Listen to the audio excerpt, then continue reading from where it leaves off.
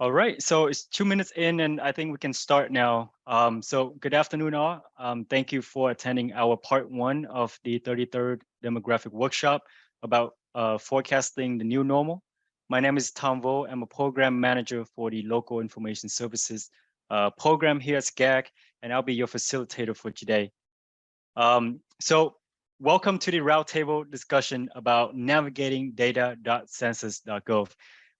So I don't know about you, but I use census products and data for almost all of my projects at SCAG, whether it's a table of cost burden housing units or a map of minority population across the SCAG region. So with that, it is my privilege to introduce Mr. Mendoza here from the Customer Liaison and Marketing Services Office from the U.S. Census Bureau. And I will let him to further introduce himself. So with that, Mr. Mendoza, the floor is yours. Thank you so much, Tom. I appreciate it. Welcome, everyone. Yes, my name is Armando Mendoza. My favorite quote from a Swedish statistician says that it's easier to lie with statistics, but it's hard to tell the truth without them. So I'm also, obviously, work for the Census Bureau. I'm in troll and data all the time. And as Tom says, it's data that anybody can use. I have a short presentation, and then I'm going to go live in our website and show you a couple of the things that might be useful for you. So let me go ahead and share my presentation here. Where we go. And then while Armando is doing that, please, if you have any questions along the way, please put them in the chat, and we'll be able to keep track of them and open it up for discussion at the end of the presentation. Are you able to see my presentation? Yeah, I can see your screen. Yeah. Great, thank you. So yes, again, I'm a data dissemination specialist with the Census Bureau. And so this is what we're trying to accomplish today. This is the objectives in the agenda. By the time you finish this session, you're going to have an increased awareness of the types of data products that are available through data.census.gov and other data tools that I'm going to demonstrate. So even if you are an experienced user, I think you'll learn something today here. And then for those particularly that are not frequent data users, this is going to be a great session for you. It's going to be making you a better, more sophisticated data user. And then I'll also highlight the support and other resources that are available to you. And then we're going to go to a live demo.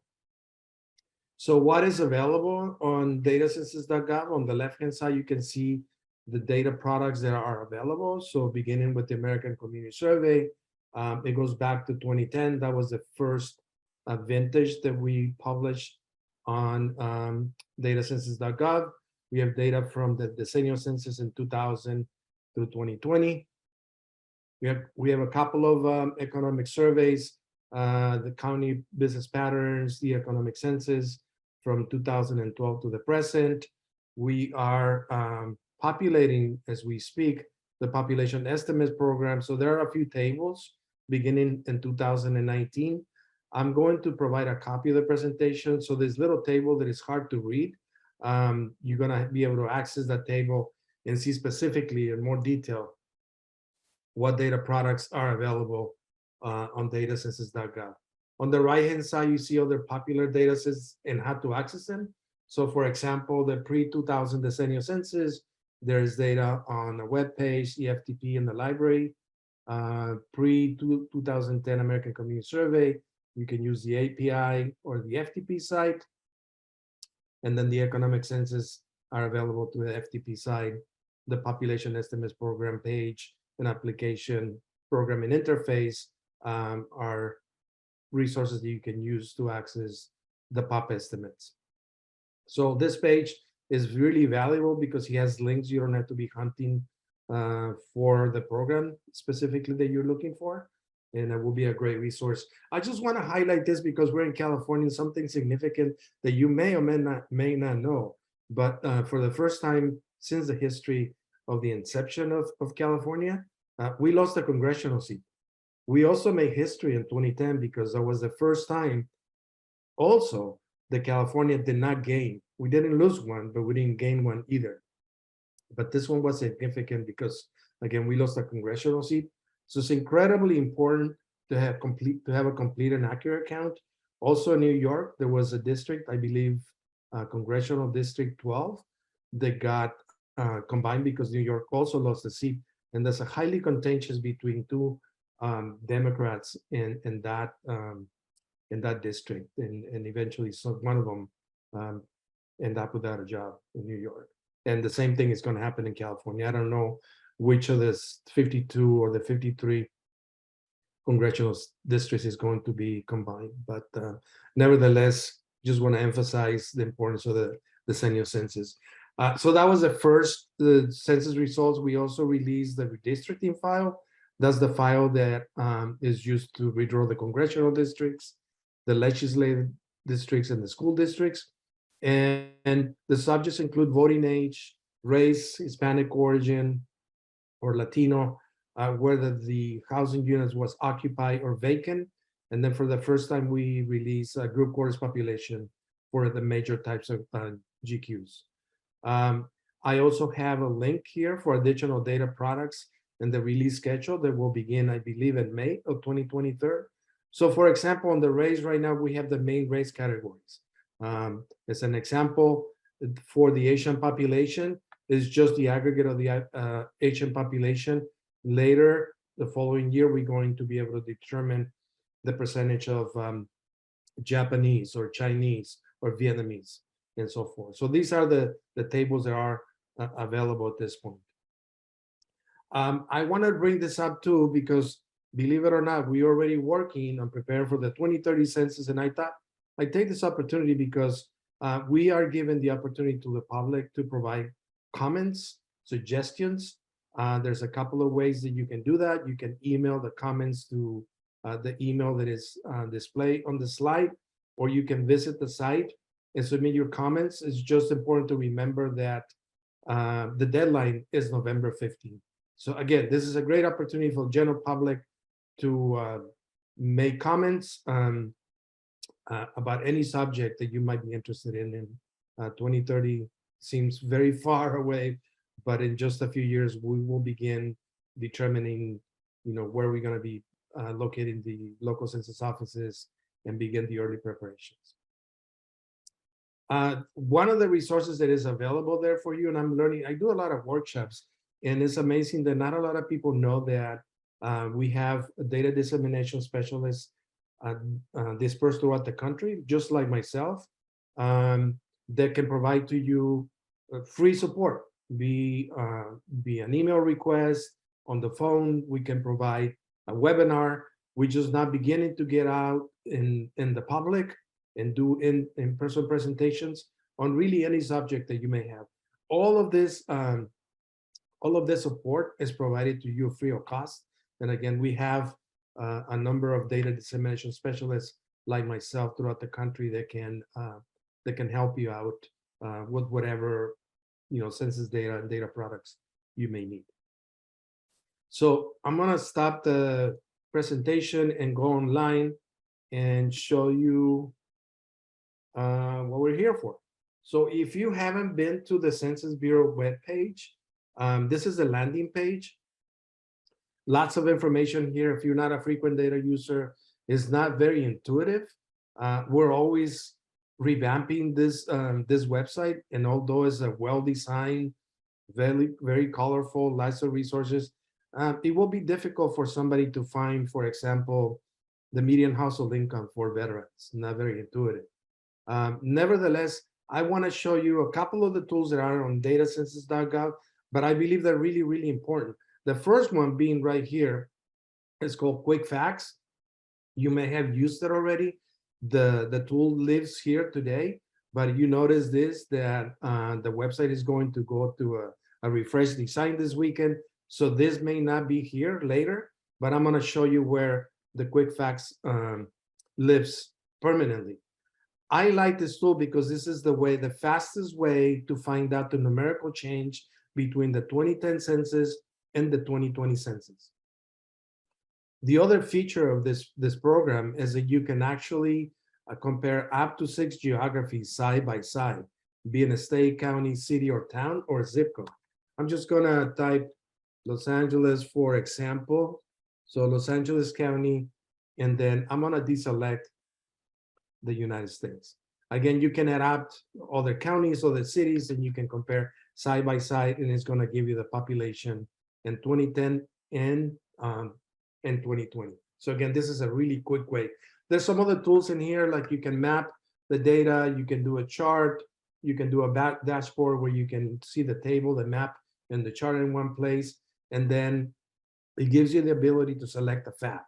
So for example, you can choose any of the options here, and then they will be displayed. So that's a really quick overview of quick facts. Again, it's not a full training on the tool, although it's very intuitive.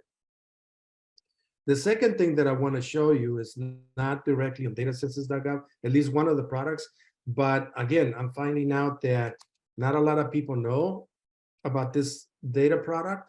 And the easiest way to get to it from the landing page, census.gov / and type the acronym for the ACS. So ACS, and it's going to bring you here to the ACS page.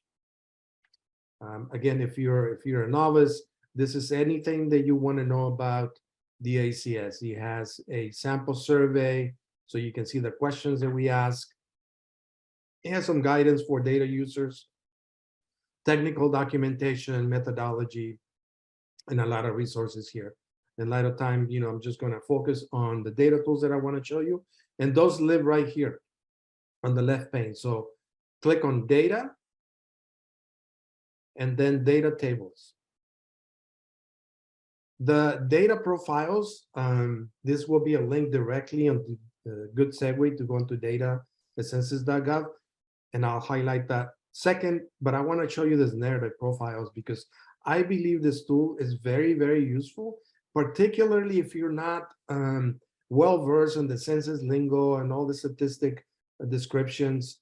To get to it, it's a short report that describes the statistics in a non-technical form, and it has some built-in graphics in it and charts, unlike many of the tables that I'm going to demonstrate where are just static tables.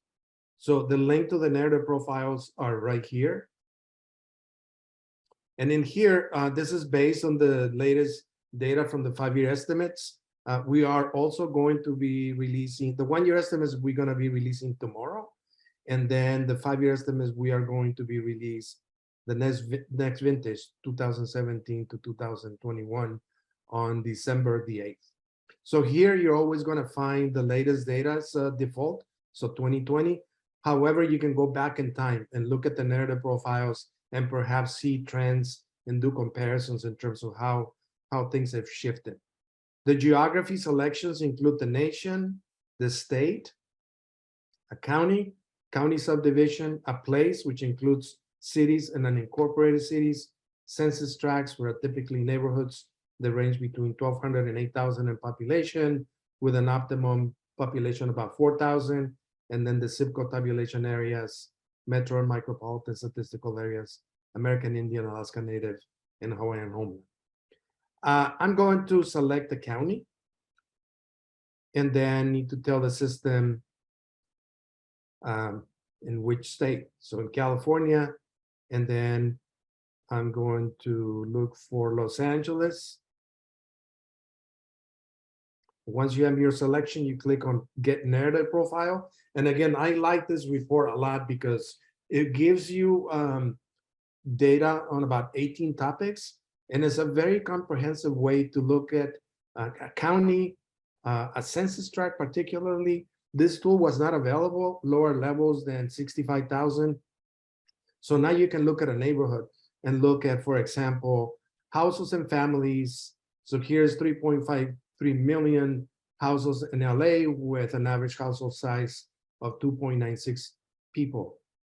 You have marital status here, so married couples, cohabitating household, male household, there are no spouse present, and then the opposite, female household, there no husband present. So marital status, grandparents as caregivers. You may remember that the citizenship question was the prior administration wanted to reintroduce the citizenship question in the decennial census, and it went through all the legal proceedings and it wasn't included. However, the ACS does ask the citizenship question. It is important to remember that it has nothing to do with legal status. The question is simply a two-part. Were you born in the US, yes or no? If you are yes, then you're part of the 63% in Los Angeles County that were US natives, and then 33.7% foreign-born population. Part B of that question is, have you become a naturalized US citizen, yes or no? And 53.3% of the 33.3% of the foreign-born population have become naturalized US citizens. Here's the region of the birth of the foreign-born population. So Latin American being the most prominent, language spoken at home, geographic mobility. This tells us the percentage of people that live in the same house as a year ago. I mentioned that it has some built-in graphics, but you can also look at the data on a table format by clicking on that link. Here's the educational attainment, so less than high school diploma, and some of the granular data. Disability status, employment status, type of employer, industries, occupations, commuting to work, the percentage of people that work at home. I'm wondering about this statistic and to see what the impact of COVID-19 had on the workforce, because a lot of, I've been working from home for a long time, but a lot of people were forced to work from home. And I'm wondering what the impact of the pandemic is going to have, and maybe the realization of many organizations that have that perhaps people are effective working from home. So anyways, just a comment. It'll be interesting as years pass to see if this percentage of people that work at home increases. Then we have income and the median household income. Some income distribution, the distribution between males and females, sources of income, poverty and participation in government programs. We began collecting health insurance coverage in 2008. So that data is here. And then the population distribution, the age distribution, Hispanic origin and race, some housing inventory characteristics, occupied housing units, renters and homeowners, the financial characteristics of the housing costs, computer and internet use. So again, it's a very, again, I don't know, I know there's quite a few people that joined the webinar, and you may or may not been aware of this product, but I think it's just fantastic, particularly for people that are working on grant proposals, because in my opinion, I think that they can support this and do this as an appendix to support their proposals or do a community analysis. So let me go back here. And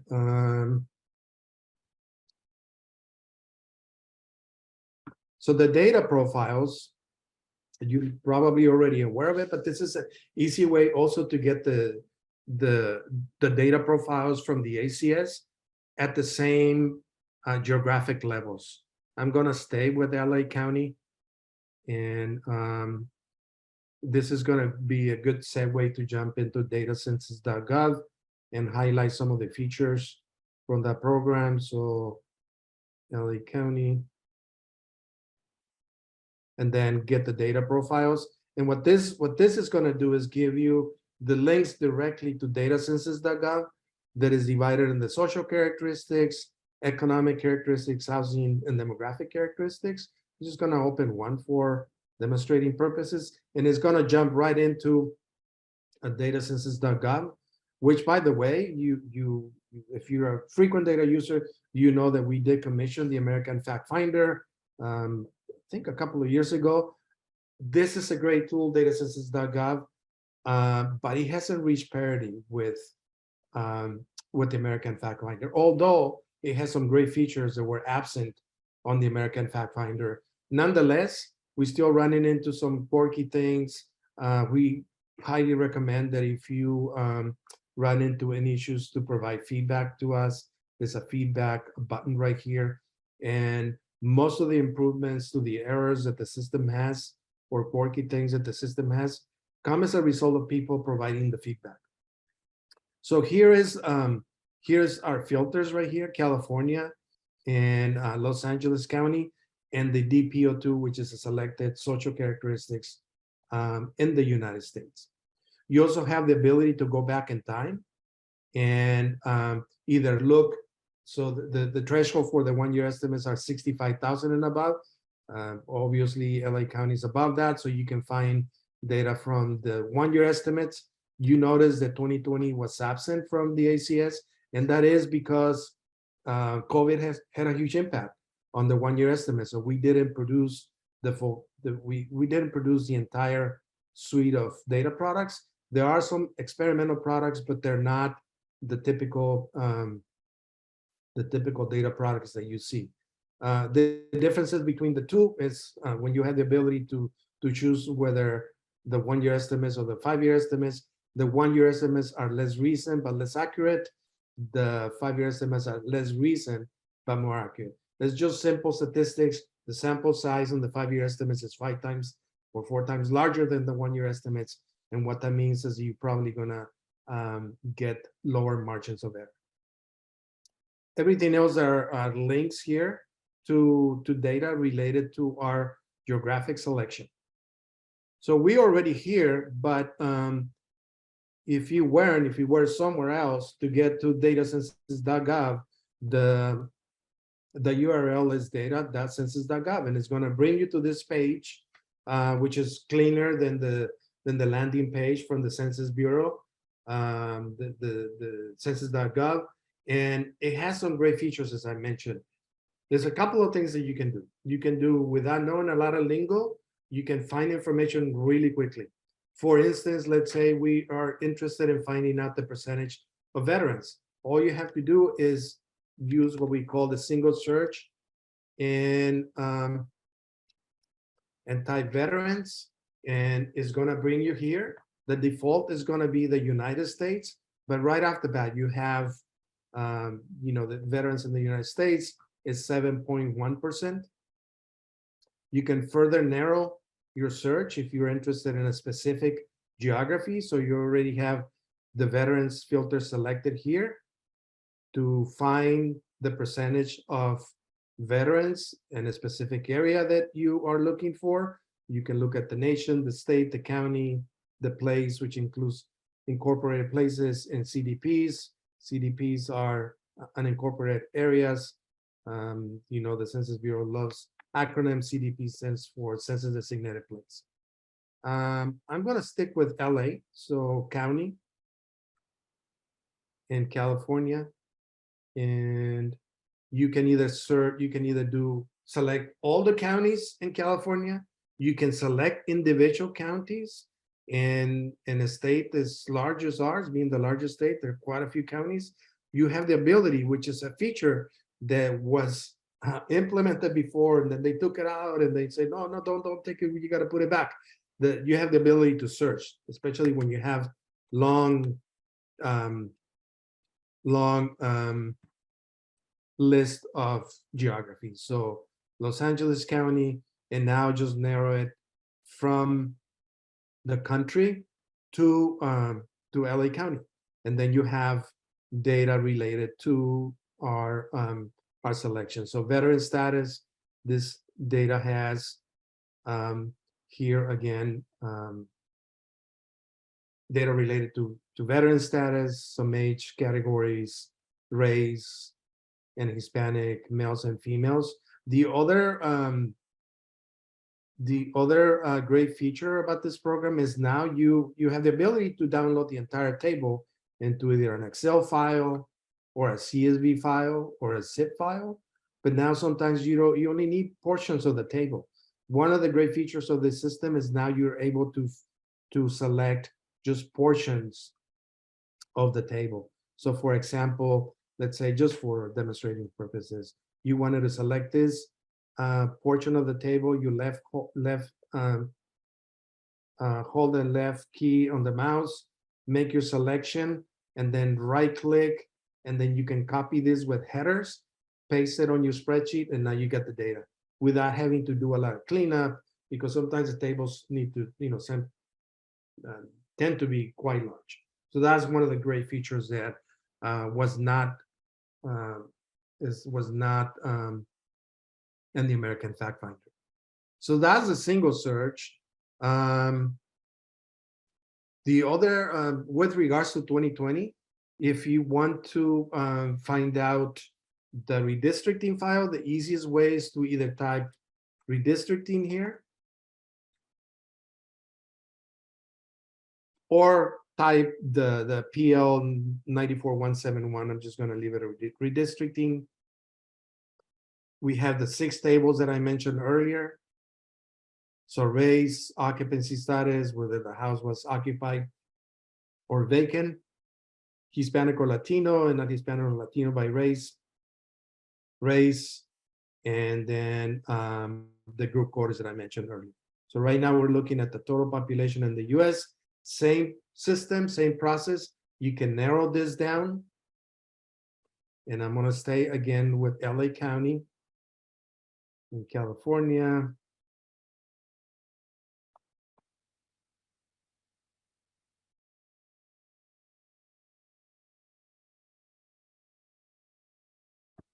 And select that.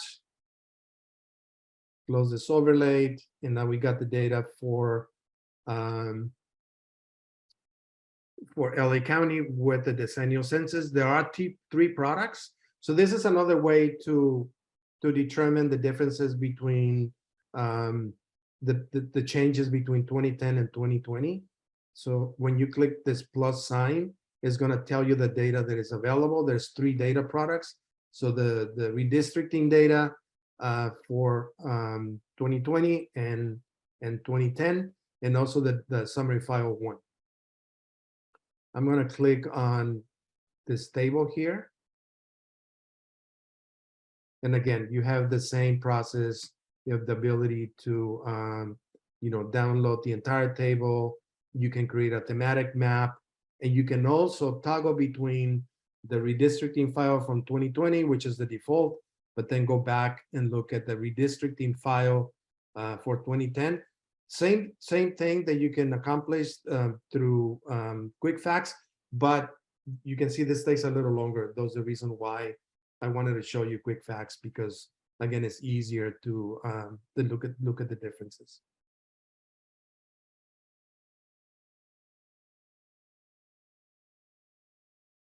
We can also, so we have the single search, but let's say that you want to cross tabulate and you want to find out, say, the median household income for veterans.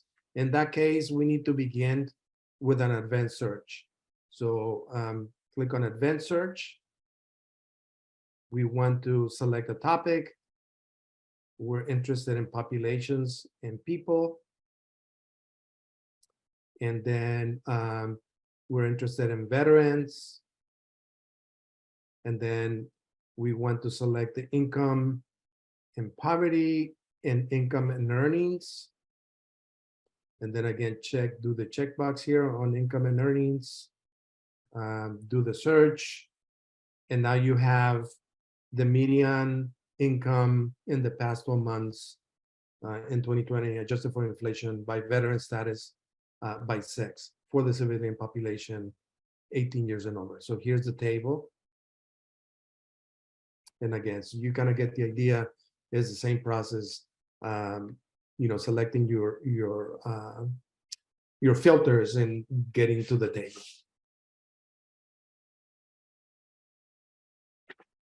So then let me do something else here. We had a lot of questions about the Hispanic or Latino, and sometimes people want to know, how many Puerto Ricans or how many Cubans. And there's a couple of ways that you can do that. I'm going to use the advanced search as well. And then the topics, I'm going to select race and ethnicity, and then Hispanic or Latino. And in here, I'm interested in the detail Hispanic or Latino. And again, you can select all available detail Hispanic, that are available here, or you can select individual. Just keep in mind that depending on the threshold, on the population threshold, sometimes as you narrow in into smaller geographies, the data is either suppressed or not available. So I'm going to select all available detail Hispanics, and then search. And the first table is the selected population profile in the United States. Same process, you can see the data that is available here, going back to 2010. Again, the 2020 being the default. I'll open the table. This is the entire US, and this has a little bit more detail. So you have Mexican, Puerto Rican, Cuban, other Hispanic or Latino, Dominican Republic, Central American, Costa Rican, Guatemalan, Honduran, Nicaraguan, Panamanian, Salvadorian, South American, Argentinian, Bolivian, and so forth. However, once you begin narrowing in, that data table is going to collapse some of the ethnicities. So I'll give you an example. I'm going to click on geography, and then I'm going to go to county. And again, in California, in Los Angeles, and see what the level of detail of the data is. Again, same table, S201. And what do we got here? So we got Guatemalan. See, so this one has a lot of collapse. All the South American ethnicities are collapsed and aggregated into South American. It's a couple of Central American here, like Guatemalan and Salvadorian. So again, as you narrow in the geographies, you might not be able to get the detail, the level detail that that you have. So with that, I'm gonna pause here for a second and leave some time. So again, as you can see, there's a lot of data. There's a lot of paths to get to the data. It's not really a one way. It's not a monolithic way to get to the data. But remember what I mentioned before. There are people there to support you. And the best news about this is that what I do and my colleagues do, we do this free of cost. The data dissemination program was implemented after the decennial census in 2010 because the then Census Bureau director recognized the need to have an evergreen program where we go out and teach people how to access census data, highlight the significance of having a complete and accurate count with regards to the congressional apportionment, the redistricting files, the over $675 billion that get distributed based on the count. So then the data dissemination program was implemented, left staff, about 50 of us throughout the country that provide this type of training and other more in-depth training to really anybody who wants to learn about census data. And the goal for us is to, again, highlight the importance of Census Bureau data, but then at the same time, we want to increase the response rates because, as you know, the non-response follow-up is the most expensive part of conducting the census. And we're hoping that by the time we got to the next decennial, we're going to have a better educated public where we're making ambassadors, if you will, about people, about why the importance of the census. I managed, in 2010, I oversaw 5 of 39 local census offices in our region. And to do the non-response follow-up, we hired 10,000 people. And those were 5 offices of almost 500. So we hire 500,000 people to go knock on the door to get the same information that we would have in 2010 if people return in the mail, and in 2020 via internet or other modes. 2020 was a different. I mean, every census is a challenge, but 2020 being with COVID-19, the fires in the West Coast, the hurricanes in the East Coast create a huge challenge. Nevertheless, we're pretty pleased with the results. So with that, let me stop here and to see if there are any questions. That was great, Amendo, and I don't see any questions from the group right now, but while we waiting, we are waiting for them to put in the questions. I do have some for you. Okay.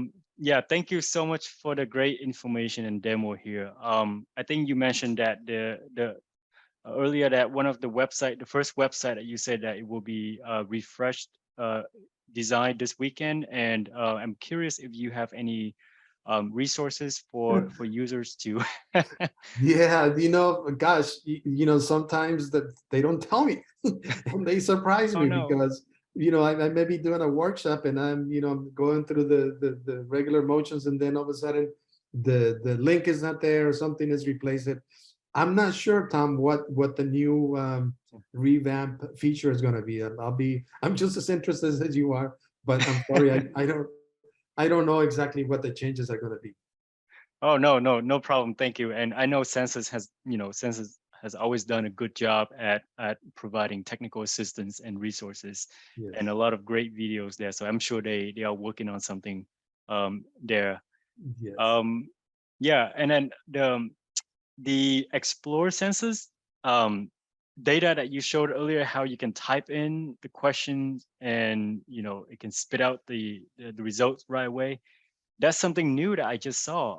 Has it been out for a while or? Which one? On which tool? And this one or the other ones that I?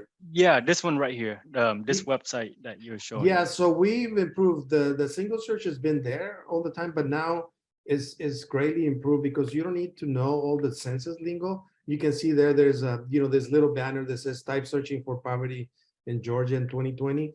That's new.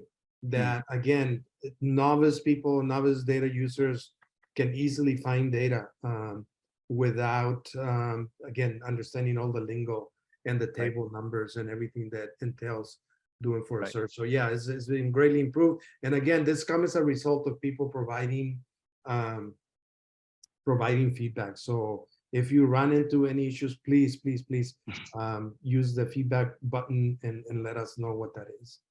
Yeah, no, I think this is great, and I can tell you that we at SCAG we deal with elected officials a lot, and oftentimes they just want to go on a website where they can just do a quick search to get Yes, something quick, the key statistics for their local jurisdiction, so they can talk yes, about it. So this is a great way to do that. yes, absolutely. Yeah. And Yeah, yeah, you can see this is a very clean page, not very unlike the census.gov that is really busy. This is really clean yeah, slate. I wish, and that's something that I'm going to vie for, but not a lot of people know what this advanced search is or what this hmm, is. Although we have some guidance here on this page and frequently asked questions. So here's the help. Here's the help feature on using advanced search filters. We also have on on the Census Academy that I mentioned earlier. hmm. The URL is census.gov / Census Academy. Let me see if I can go there. It's just Academy.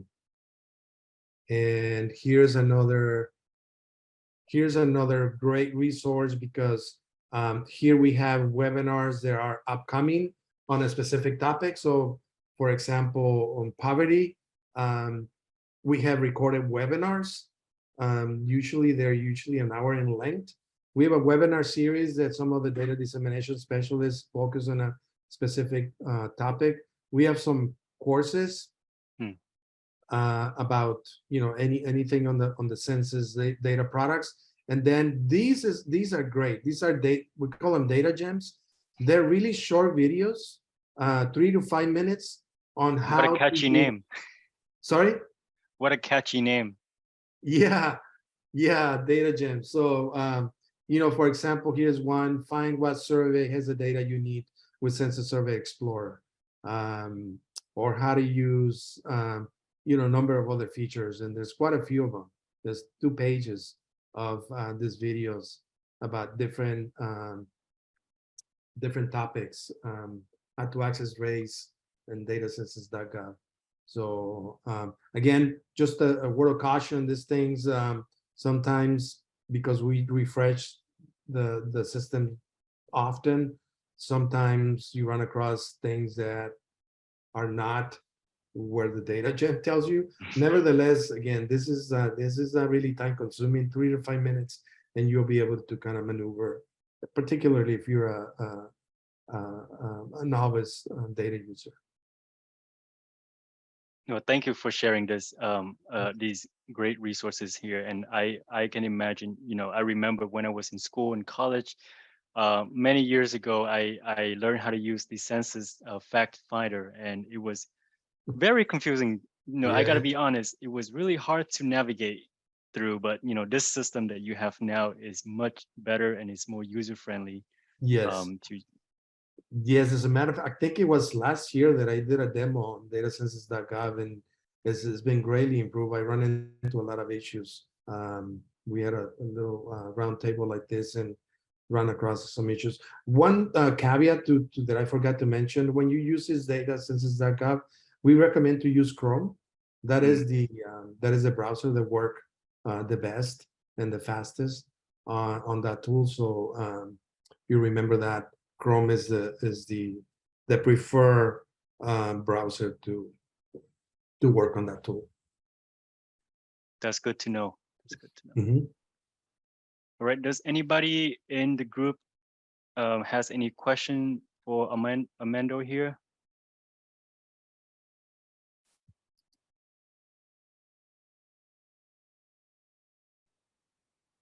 So maybe we have a lot of experts on data, and they've, this is sort of a preaching to the choir, but I think being a large group like this, I'd imagine Mhm.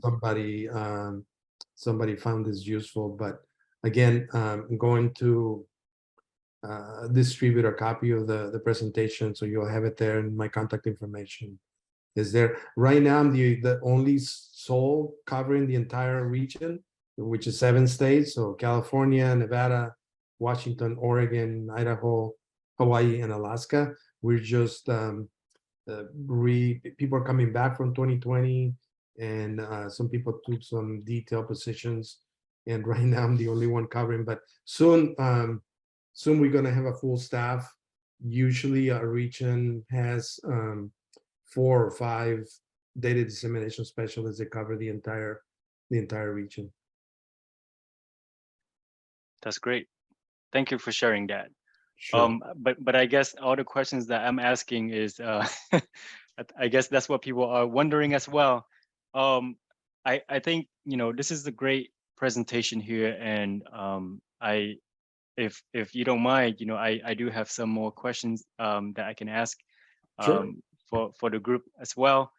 I think you mentioned about the narrative profiles earlier, Yes. and I think it has a lot of great statistics there. I'm curious if you is that already predetermined, or can you customize some of that and export it into a PDF? No, so well, I'm sorry. Yeah, so before we added the census tracts and lower geographies, you have the ability to print the report into a single report Mhm. into a PDF. So if you need multiples, you have to select them one at a time. We haven't implemented the printing to PDF on that site yet. However, what I learned is just use your keyboard Control P, and you'll be able Mm, to print a nice report. But yeah, it's there isn't anything that you can customize besides what's already in there. mhm. And again, the I guess the drawback is you can only do one at a time, as Okay, opposed to selecting multiple geographies like on the um, on the quick facts or right. the datacensus.gov. Yeah, so I guess if you want to do more customization, then you can use the quick fact to do that, right? To have Yeah, multiple. yeah. So another thing to note on the quick facts, there is data from several resources, not only the decennial census and the ACS. There's some other economic from the county business patterns. So the data sources are quite a few. So it's something to keep in mind. Okay, that's good. That's good to know. Thank you. And just the last question here. I think folks are so the last question that I have for you is, you mentioned about the preparation for the census 2030. Yes. And I'm curious if you know any, or do you expect any changes or new variables that will be introduced into the form? Yeah, that's a good question, Tom. That's a good question. You know, the MENA question, the Middle Eastern North African Mm, um, was highly researched. It wasn't included. That is something that is going to continue to evolve. And you know, we don't have a crystal ball, but I'm wondering what the technology is going to be in 2030, what the challenges are going to be. But most likely there will be some changes, as always.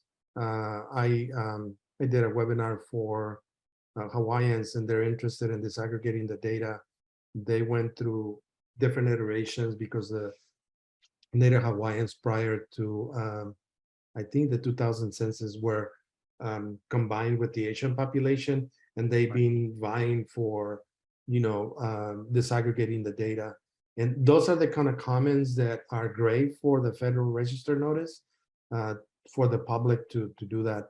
One council member said she was really interested in and providing her feedback for that. But nonetheless, it's a long answer to your question. There will be some changes, I'm sure. Got it. Thank you. Thank you. I know that you guys have, are always keep track and keep pace with the new requirements, and every time that we have a new census, we always have some interesting new variables such as work from home, teleworking, and so forth. Sure. And those variables really help us as data users to explore and develop models and looking at things that in a different way.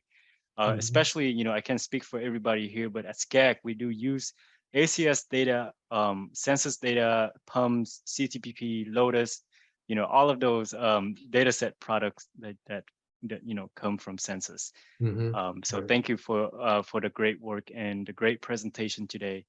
And with that, any final thoughts before we adjourn this discussion today? No, thank you for the opportunity. I think maybe next year. I have a question for you. You think next year is going to be in person, or you guys are pretty much relegated to do this in virtually? That's a great question, and I think given the trend that we are experiencing right now, I believe most likely we will be in person. But I can't speak to that. Right. So yeah. Right. Well, great. If there's no further questions, I can give you 10 minutes back of your time. But I'll hang out here for another 10 minutes and see if anybody else has questions. Otherwise, thank you so much for attending. I hope this was useful, and don't hesitate to reach out if we can help you in any way.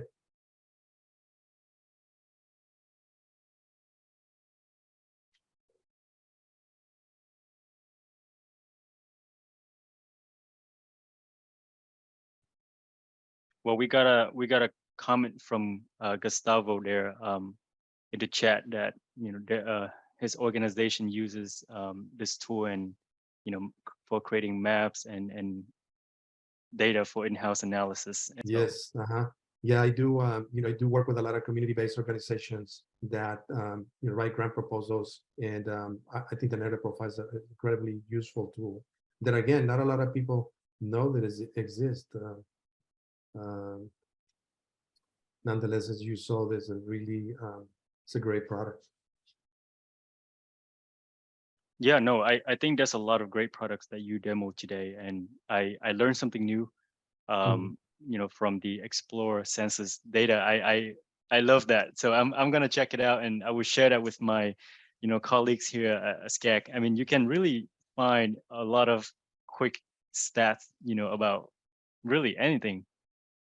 Yes, yes, and of course we use the American Fact Finder, and we went through that pain in 2010 when we, right after the decennial census, we did the AFF2, the American Fact Finder 2, and but that was pretty much the only tools we had. Besides that other one, they used to be called Data Ferret. But there were not a lot of the tools.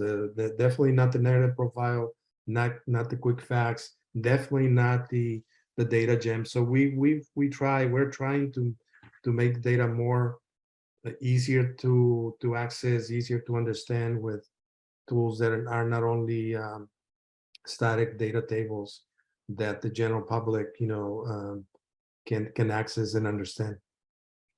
Yeah, yeah, and then I think it also has different level of technicality as well, because like for folks who breathe and live through data, I know ACS has a great way to a great API, for folks who are advanced in technicality, technical skill can tap Yes. into that. Yes. Yeah, the API has been a great tool as well. I'm not well versed in it, but I understand the concept. And in fact, somebody made a comment last year because again, data.census.gov was going through data to growing pains, and somebody made a comment that it was easier to find the data through the API if you understand how to pull the data. But again, as you saw, there's great improvements of data.census.gov, and we continue to Mhm. improve that tool. Yeah, no, I agree. So yeah, definitely. All right, so I think with that, I think we are ready to adjourn this discussion. What do you think, Amando? Yes, again, thank you so much. Do not hesitate to reach out and stay safe out there. Yep. And thank you so much for attending today, and thank you, Amanda, for the great demo and resources and presentation. My pleasure. Thank you so much. Thank you. Bye. Bye now.